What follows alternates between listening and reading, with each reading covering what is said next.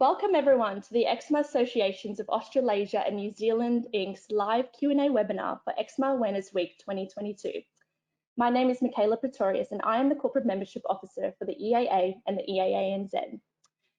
Thank you all so much for taking the time to join us today. We hope you learned some great tips, information and resources for how to effectively manage your eczema and learn some more about developments in the eczema space. Firstly, I'd like to begin by introducing some of our panelists for the day. So we have President of the EAA and the EANZ, Cheryl Talent, as well as healthcare professionals and fellows of the Australian College of Dermatologists, Dr. Philip Tong and Dr. Deshawn Sebretnam. These fantastic panelists will be providing you with some great insights into eczema treatment, some great insights into this space and how you can effectively navigate this condition, both physically and mentally, with some interesting insights into the cost of living with eczema. In today's session, we will learn more about the EAA and the EANZ, as well as Dr. Tong and Dr. Deshawn's insights before we head into Q&A session.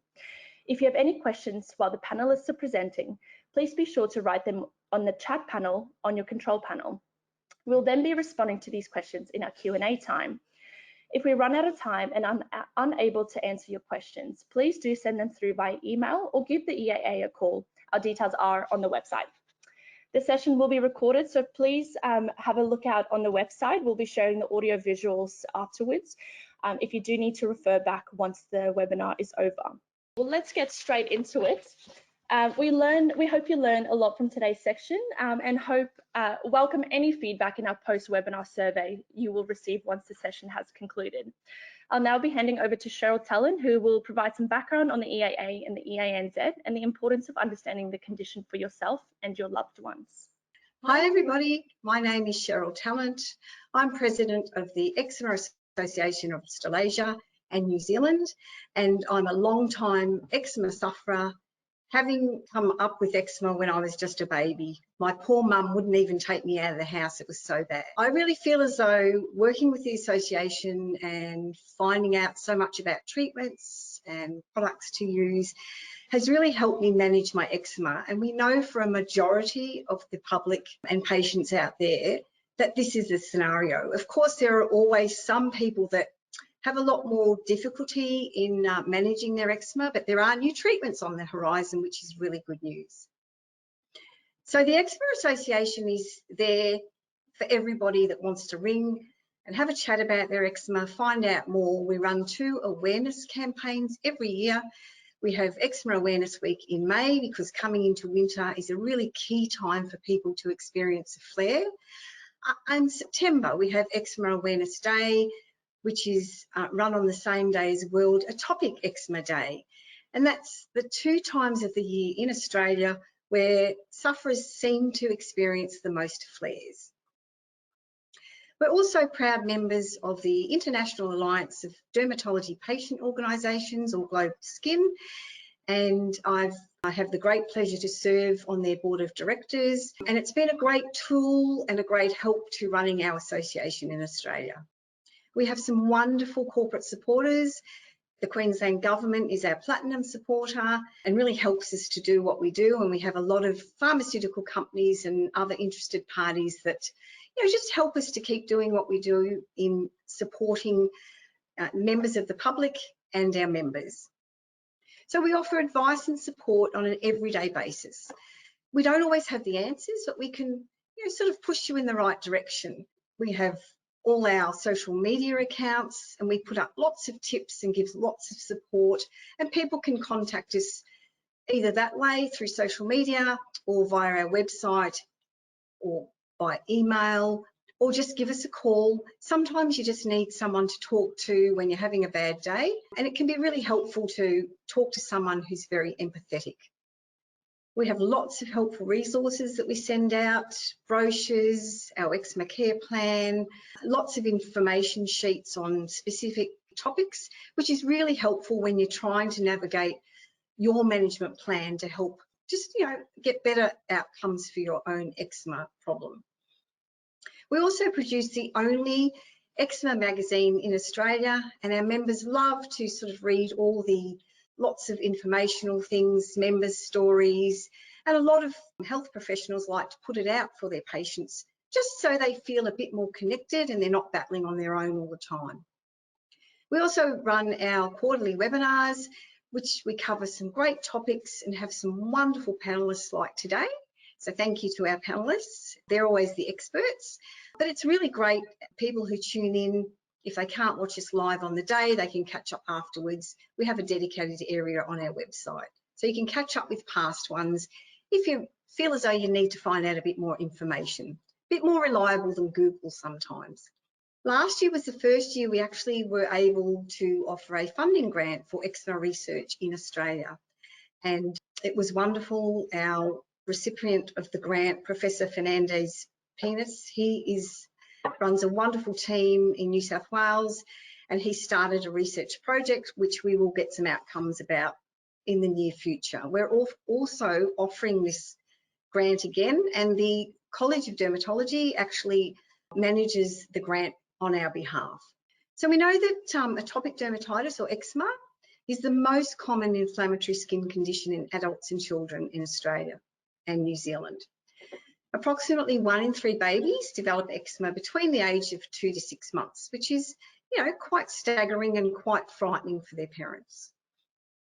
So managing eczema to prevent flares, it's a constant journey and a battle for sufferers, and it can have a major impact on your daily life. When you're an eczema sufferer, you get that sinking feeling, here we go again.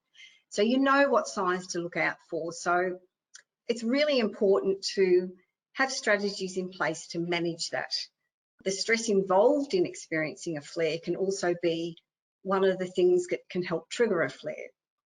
So unfortunately, eczema in the general public is still misunderstood, and it's not quite clear to people what significance it can take in the mental and emotional toll of sufferers. It's really a difficult disease to deal with, and it's a daily battle. You don't really ever get a break. If you're caring for a child with eczema, it's just as stressful on the carer as on the child. So, of course, treatment information can be conflicting and very variable.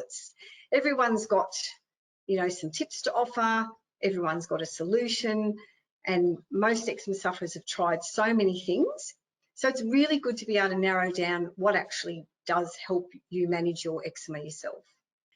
The emotional costs of eczema is one of those things we're just starting to get a clearer picture about. So, it doesn't only affect your skin, your physical skin, it also affects you mentally and emotionally. And we're starting to find out now more significantly how it actually affects you mentally. I mean, it's one of those things, oh, it's a skin rash, go and put some cream on it. But, while we know it won't kill you eczema, sufferers can really experience a lot of emotional impact and may want to actually kill themselves, if you like. It's such a debilitating and distressing disease. It's also common for the severity of eczema to change over time. So sometimes if you can be a mild sufferer, for no apparent reason, you can become a more severe sufferer. And this is really difficult to deal with as well. So it's important that we control the eczema as soon as it flares up. We get on top of it and we manage it as best we can.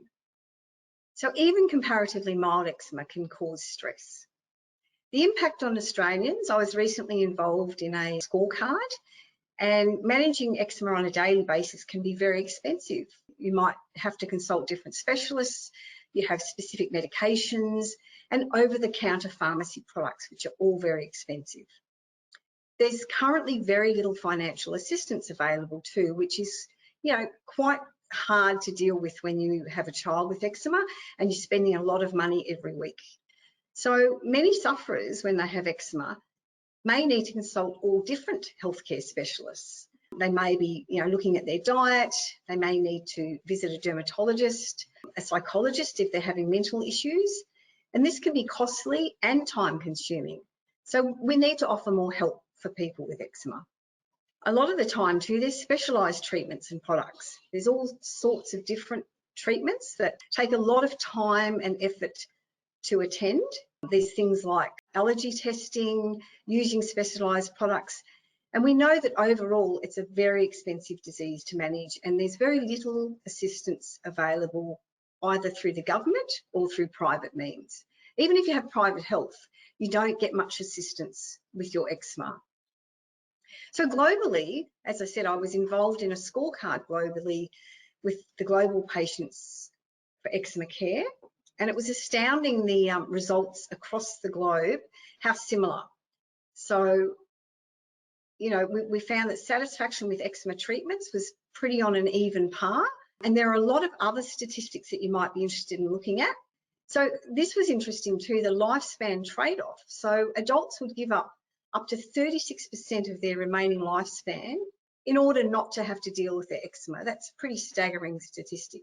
You know, there's a lot of pain and discomfort when you have eczema, and of course the mental health impacts can make you very anxious and depressed. So we need to, as I said earlier, offer more help. What's the solution? So I think collaboration across all areas of health, and this is starting to happen. One of the things we always advise patients is go and see a dermatologist, you know, have some say in your treatment or management plan. That sort of mentally empowers you to feel as though you're doing more. We also need to work with government bodies to provide more financial assistance, such as the NDIS. And this is something that the Eczema Association in Australia is looking at the moment, seeing if we can work out how we can get a bit more assistance for eczema sufferers.